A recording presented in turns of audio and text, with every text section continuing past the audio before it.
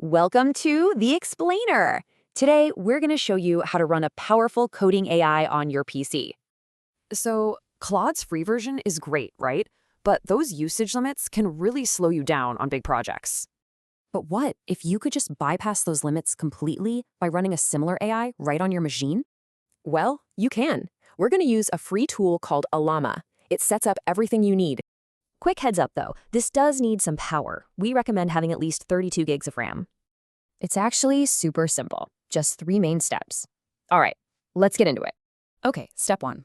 First things first, we need to get Llama installed on your system. You'll want to open PowerShell as an admin and then run the command from Llama's website. This should be pretty quick, just a few minutes depending on your internet connection. All right, Llama's installed. Now it's time to grab an actual AI model to use. Go ahead and open up a new command prompt. This is where we'll do the rest.